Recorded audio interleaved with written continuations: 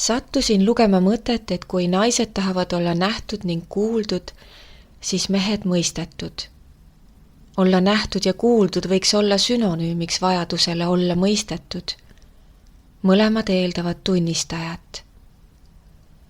Ma pole enne mõelnud kontseptsioonile tunnistaja. Mida me vajame, et tunnistataks?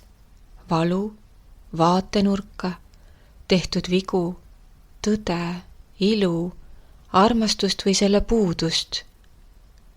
See mõttemäng puudutas mind just tunnistaja pärast. Me räägime tänapäeval nii palju, kuidas peaksime kõike suutma endale ise pakkuda. See mõte on pealispinnast sügavam. Kui mul on valus, siis ma pean kõigepealt lubama endal seda tunda. Seda saan tõesti ainult ise teha. Aga see ei tähenda, et pean sellega üksi toime tulema või lõpuni minema. Võime, aga ei pea. Tunnistaja annab peegelduse, et oleme olemas ja olulised. Kui me näeme kellegi silmadest enda peegeldust, siis tunneme turvatunnet, alistumist elule, seda, et me pole üksi ja kadunud, vaid koos ning leitud. Ma arvan, et see on üks põhiprobleemidest konfliktides. Meie võimetus olla tunnistaja. Tunnistada, mis teisega toimub, olla peegliks, sest samal ajal tegeleme enda vajadusega olla see, kelle valu, ilu või tõde tunnistataks.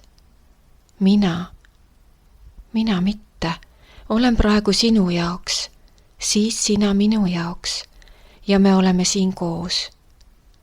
Kui on kaks inimest, siis nende vahel on ruum, mitte emb-kumb, vaid miski, mis ei ole isiklik, kuigi võib tunduda, et on.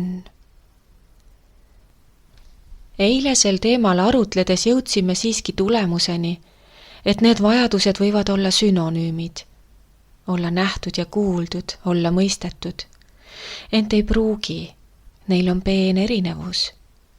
Vast on mõlemal sugupoolel üks päev vajadus olla kuuldud, teine päev mõistetud. Oluline on teadvustada, et meil kõigil on üleelu suurune vajadus olla olemas.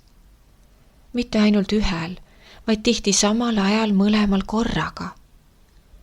Äkki armastus on siis mõlemal teadvustada, et ma olen sinu tunnistajaks, teades, et peale seda oled sina minu omaks, ning siis saab see teadmine, mis vajab teadvustamist, kohale jõuda, vabaks lastud või meie vahele maanduda, et seda näha ning sellega tegeleda.